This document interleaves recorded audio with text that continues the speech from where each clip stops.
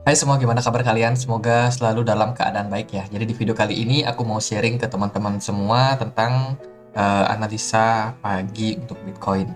Jadi di video kemarin kita sudah sempat bahas untuk sedikit tentang schedule apa yang akan diadakan untuk minggu depannya, which is itu mulai dari hari Senin ya. Jadi secara makroekonomi, Inggris ini bakalan sibuk ngadain event dari hari Selasa sampai hari Rabu, dan kita baru akan masuk ke event yang sangat-sangat menentukan, yaitu di hari Kamis ya. Di sini ada rapat hasil FOMC. Jadi ini sangat penting teman-teman, karena The Fed akan mereview apakah tindakan yang mereka lakukan sebelumnya ini bakalan sangat berdampak pada kondisi market.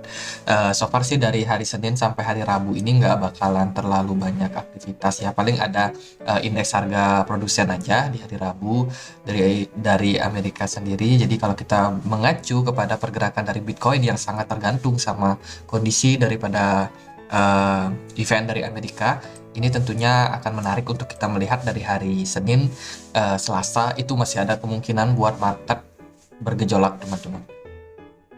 Oke, sekilas saja untuk eventnya. Sekarang kita lihat untuk price action daripada Bitcoin ya.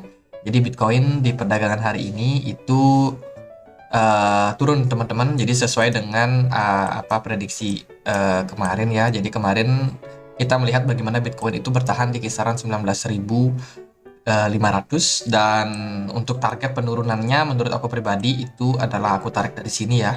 Dari neckline aku pindahkan ke sini, itu artinya kita masih possible buat turun sampai ke sekitaran 19.200. Jadi polanya nanti bakalan kayak gini. Satu.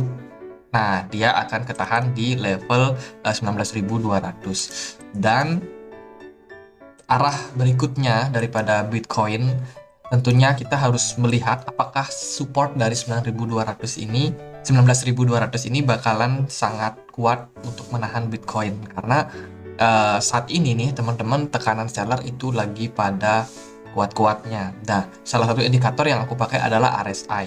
Kalau dari RSI sendiri sebenarnya dia sudah menuju ke arah jenuh jualnya. Jadi dia sudah mulai turun, melandai, dan saat ini kita hanya perlu melihat konfirmasi apakah level tersebut di sekitaran 19.200 ini bakalan kuat untuk menahan pergerakan dari market Bitcoin. Hari ini masih hari Minggu, ya tanggal 9 Oktober ya. Hari Minggu 9 Oktober.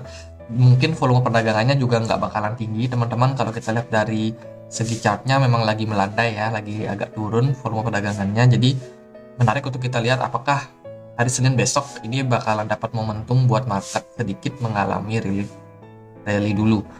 Karena seperti pembahasan kita tadi, di hari Kamis itu baru akan ada event yang sangat penting yang sangat berpengaruh sama keputusan The Fed di bulan November nanti, apakah kembali melanjutkan suku bunga atau tidak.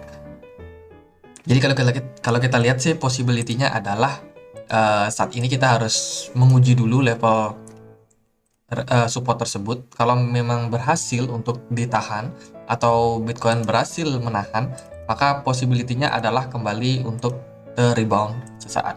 Targetnya bisa sampai mana? Jadi kita bisa gunakan Fibonacci retracement, tariknya dari swing high ke swing low-nya. Kira-kira di sini, maka kita mungkin bisa menemukan level-level di golden ratio yang harus kita pertimbangkan. Contohnya adalah di 19.800 sampai 19.900. Ini adalah level-level di mana kita bisa melihat Bitcoin ini ada kecenderungan bakalan ketahan. Ya, jadi Fibonacci ini salah satu tools yang sangat ajaib ya. Jadi kita bisa perhatikan nanti kalau at the end Bitcoin ketahan di support 19.200, kita perhatikan di angka-angka ini 19.900 sampai 19.800. Tapi kalau level 19.200-nya gagal untuk ditahan, maka dia akan jebol lagi teman-teman. Possibility-nya bisa turun sampai ke 18.400. Jadi ini merupakan level support yang cukup kuat ya untuk Bitcoin, karena kemarin di September itu juga sudah ketahan 2 kali, bahkan ketahan di level tersebut, dan sekarang kondisinya kita lagi dalam persimpangan jalan. Lalu kemana kira-kira nih kalau kita menggunakan salah satu tools yang biasa aku pakai buat memprediksi. Sorry, ini aku masukkan aja ke Ichimoku Cloud. Nah, kalau dari Ichimoku Cloud, ini sebenarnya sudah mulai menunjukkan tanda-tanda bearish, teman-teman. Di sini kelihatan ya, dari awan sendiri, awan Ichimoku-nya udah mau mendekati level crossing di sini. Ada crossover yang bakal terjadi nanti, dan posisinya dari chart sendiri dia sudah berada di bawah awan. Ini menandakan bahwa market ini lagi dalam under pressure.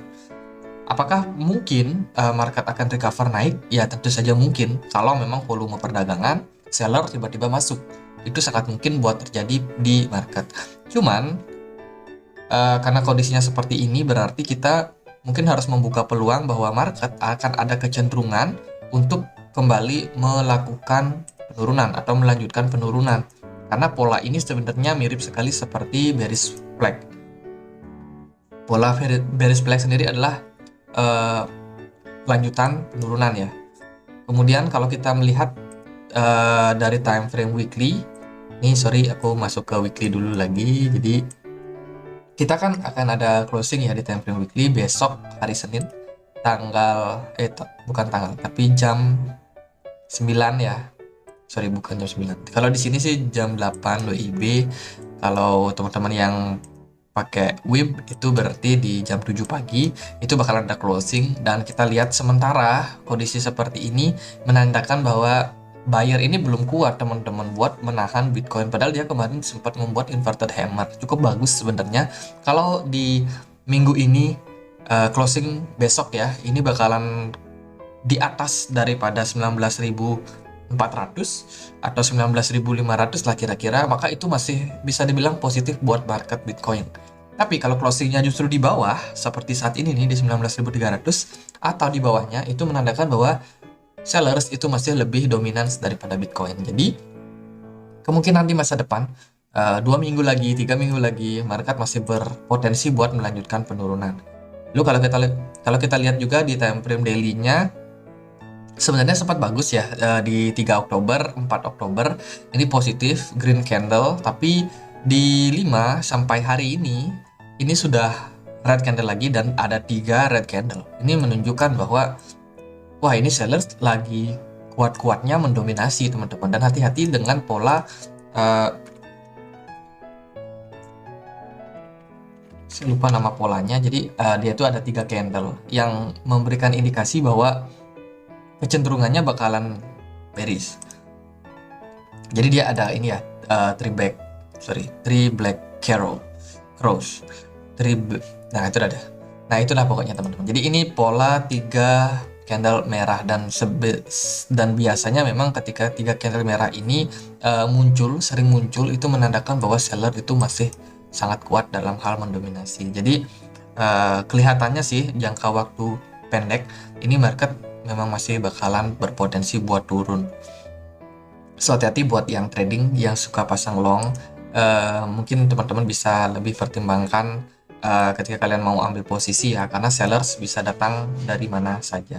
Sekilas untuk Ethereum kemarin kita sudah bahas ya, kalau di sini ada potensial Ethereum ini membuat pola yang namanya cup and handle. Jadi kita sudah bahas di mungkin 2 minggu lalu. Ya, ini adalah salah satu pola cup and handles, dan saat ini sih so far Ethereum belum berhasil untuk membreak neckline di kisaran 1443. Jadi bisa saja ini kesempatan buat Ethereum kembali melanjutkan target penurunannya mencapai target daripada cup and handle-nya. Itu ada di kisaran 823. Tapi di level 1000 ini sudah ada support kuat ya, dan ya kita lihat seperti apa, apakah buyers bakalan tetap kuat menahan pergerakan Ethereum. Dari indeks dolar sekilas aja ini masih dalam kondisi cukup kuat. Ada 3 candle hijau di sini, dan tentunya ini mirip ya seperti ini. Ada 3 candle hijau yang menunjukkan bahwa ada possibility bahwa dolar masih akan tetap menguat dalam jangka waktu beberapa hari ke depan, teman-teman. So, sekian aja untuk analisa kali ini, semoga bisa bermanfaat buat teman-teman. Kita punya komunitas diskusi di Telegram, silakan yang mau join bisa temukan linknya di kolom deskripsi. Sekian aja akhir kata saya, Andre. Makasih.